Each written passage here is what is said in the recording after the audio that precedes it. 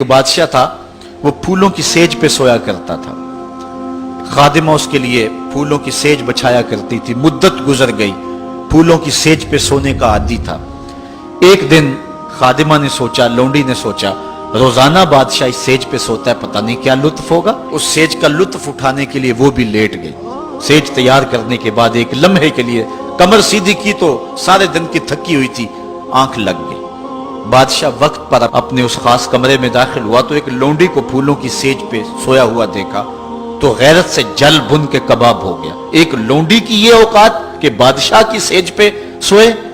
उसने जल्लाद को बुलाया, कहा इसको उल्टा लटकाओ और इतना मारो कि इसकी जान निकल जाए, ताकि बाकी खुद्दाम को पता चल जाए कि बादशाहों की सेजें, उनके बिस्तर, उनके घर कितने मुकद्दस हुआ करते हैं। लौंडी को उल्टा लटका दिया गया और जल्लाद जरब पे जरब लगा रहा है, कोड़े पे कोड़ा मार रहा है। वो चीखती है, रोती है, बचा लो मुझे, मेरी जान निकल रही है। रोते रोते क्या ख्याल आया कि उसने हंसना शुरू कर दिया। बादशाह ने जल्लाद को कहा, रुक जा, इस लौंडी से पूछ रोई क्यों है, इसे ये भी पूछ हंसती क्यों है। जल्लाद ने कहा, लौंडी बता रोती क्यों है। उसने कहा, तुझे नहीं पता जब कोड़ा लगता है तो जान निकलने को आती, नज़ा का आलम तारी हो जाता है। कहा, ये तो समझ है, लेकिन हंसती क्यों है। कहा, हंसी मुझे इस बात से आई है कि चंद लम्हों के लिए सोई हूं, इतनी तकलीफ काट रही हूं, सोचा उम्र भर हो गई सोते हुए, जिसको उसका क्या बनेगा। जिसकी जिंदगी बीत गई इस सेज पे सोते हुए, उसका क्या बनेगा। साहिबो, ये दुनिया फूलों की सेज ना बनाएं, इस दुनिया को अल्लाह की इबादत के लिए गुजारें, जिक्र फिक्र में गुजारें, सहरी के वक्त उठ के मुसल्ले पे खड़ा होकर रोना सीखें, अल्लाह के हुजूर आए, रिज़्क की तलाश में राज़िक को भूल ना जाएं। तुम समझते हो दुकान बंद करके चले गए तो शायद मेरी आज की सेल कम होगी। सेल देने वाला, रिज़्क देने वाला, रिज़्क के दरवाजे खोलने वाला वो रब है। जाओ उसके हुजूर जाओ और जाके उससे मांगो। आज इस दुनिया के अंदर आप कहीं मुलाजमत करते हैं, 8 घंटे की ड्यूटी देना होती है।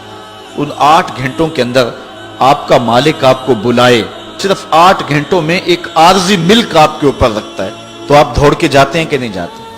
आपके मेहमान भी आपके पास बैठे हों और आप चाय भी उनको पिला रहे हो, लेकिन बास बुला ले आपको और वो घंटी दे, तो आप बेल पे सबको छोड़ के भागते हैं कि नहीं भागते। मेहमानों से भी माजरत करते हैं, मुझे बास ने बुलाया, आप दौड़ते जा रहे हैं। यार, एक दुनिया का बास बुलाए तो मेहमानों को छोड़ के, चाय को छोड़ के, मुरगन गजाओं को छोड़ के, सबको छोड़ के भाग जाते हैं।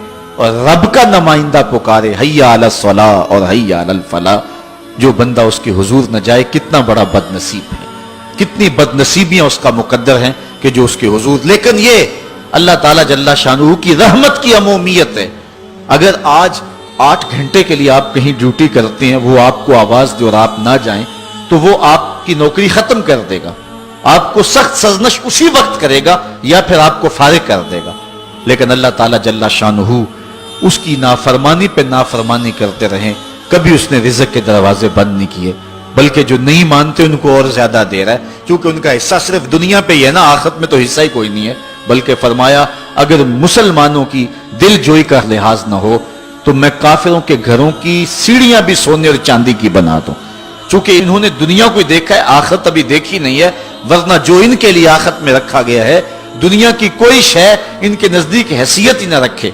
बल्कि हदीस में आता है, साहिब मिशकात ने इसको लिखा कि दुनिया के ऊपर जिसको सबसे ज्यादा तकलीफें पहुंची होंगी वो जन्नत में ले जाया जाएगा और एक मर्तबा जन्नत में जो है वो दाखिल करके निकाल दिया जाएगा और कहा जाएगा कि बता, दुनिया के ऊपर तुझे बड़ी तकलीफें पहुंची। वो कहेगा, या अल्लाह, मुझे तो कोई तकलीफ पहुंची ही नहीं है। जन्नत की सिर्फ आबो हवा सारे दुख खत्म कर देगी। और जिसने तख्त व ताज पे बैठ के भी जिंदगी सारी गुजारी हो, हदीस में आता है, उसको जहन्नम में एक डुबकी लगाई जाएगी और फिर उसको कहा जाएगा, बता तू दुनिया के ऊपर कोई राहत पाई है। वो कहेगा, मालिक, दुनिया के ऊपर मैंने कोई सुख देखा ही नहीं है।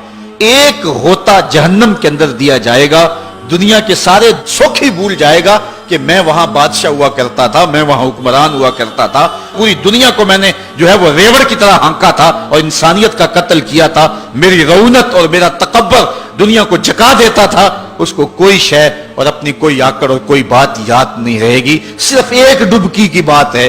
और जिसने दुख पे दुख काटे, गुर्बत, तन्हाई, दुख, अजियत, मसाइब, आलाम, मुश्किलात, لیکن ایک بار جنت سے گزار کر کے جنت کی صرف آب و ہوا ہی سنگھائی جائے گی تو اس کو کہا جائے گا بتا دنیا کے اوپر تجھے کوئی دکھ پہنچا؟ وہ کہے گا میرے رب دنیا پہ مجھے کوئی دکھ نہیں پہنچا۔ اب بتائیے کہ اللہ کے حضور ہم حاضر ہوں یا کہ دنیا کوئی منشا و مقصود بنا لیں؟ ہماری زندگی کی ڈگر کیا ہونی چاہیے؟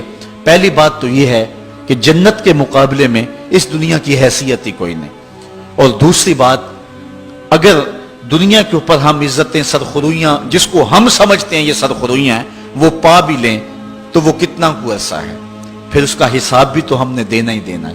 اس لیے ہم دیکھ لیں جتنا برداشت کرتے ہیں اس کے مطابق جو ہے وہ ہم چلیں۔